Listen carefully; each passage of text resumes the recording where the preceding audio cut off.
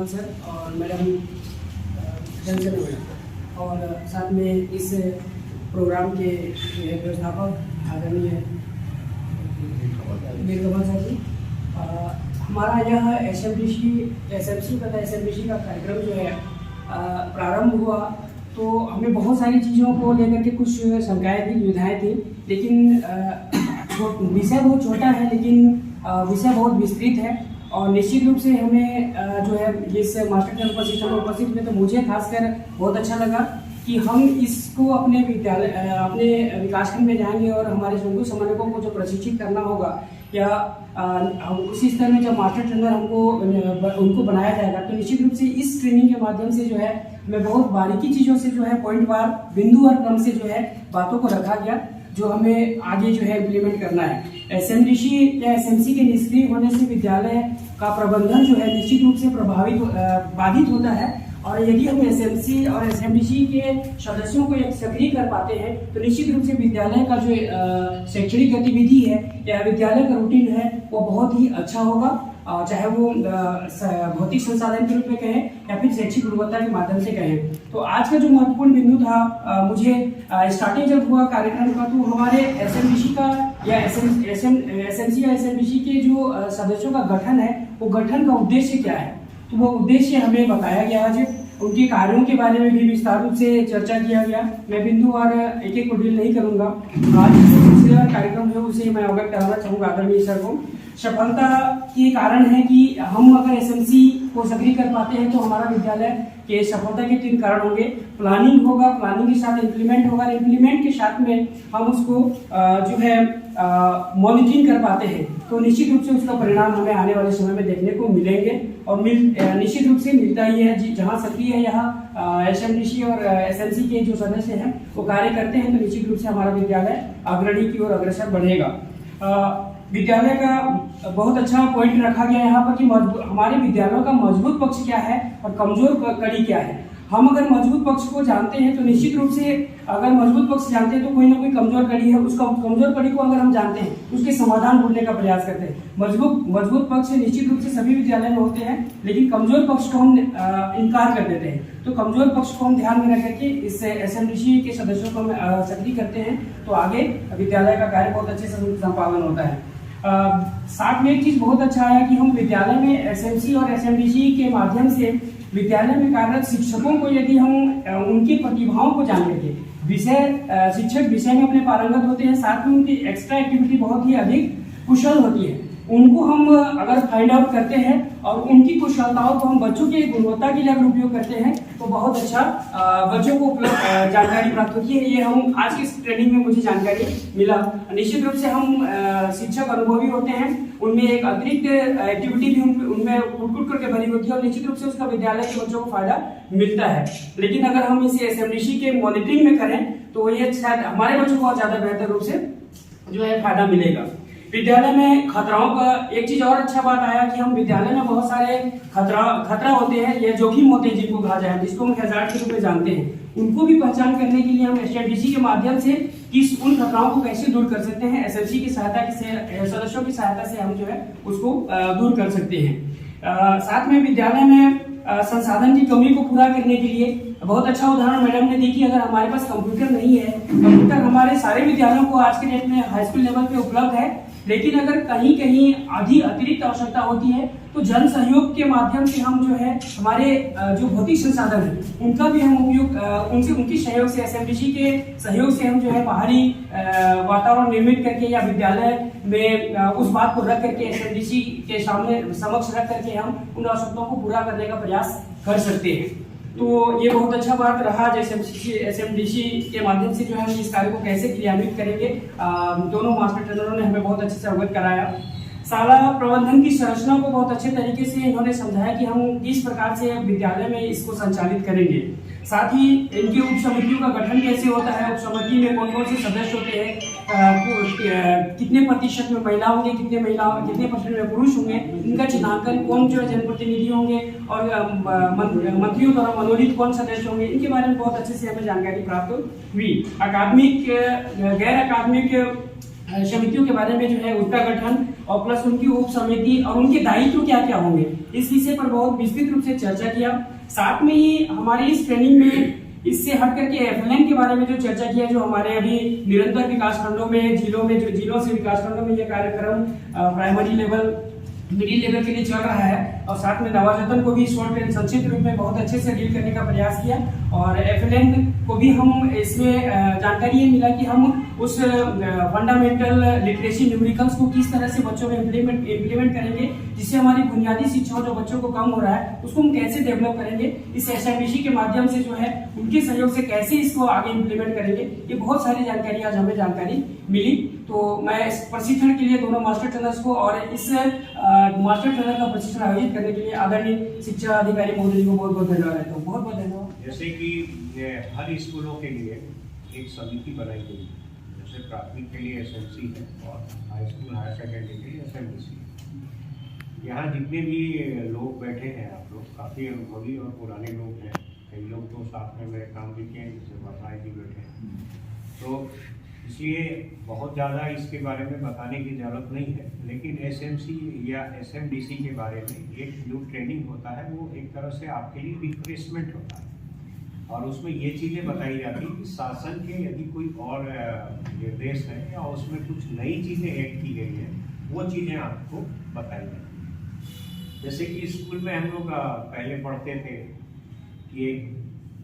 3 भागों में बांट दिया गया, एक समुदाय है,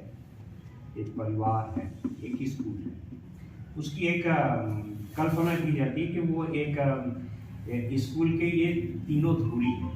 और इसी से मिलके किसी भी विद्यालय का या किसी संस्था का संचालन बेहतर होता है। ये चीज़ें इसलिए बताई जाती हैं कि आपकी सामुदायिक सहभागिता जब तक नहीं होगी तब तक आपके कोई भी काम बहुत अच्छे तरीके से नहीं हो पाएंगे, या जो शासन की योजनाएं हैं उसका क्रियान्वयन भी प्रभावी ढंग से नहीं। जैसे एक एसएमसी है, उसमें आपके जो भी विद्यालय हैं या जो छोटी इकाई उस ग्राम की है,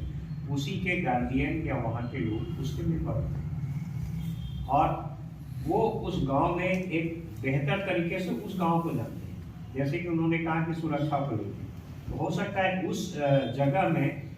कुछ ऐसी थ्रेट्स हो या सुरक्षा को लेके कोई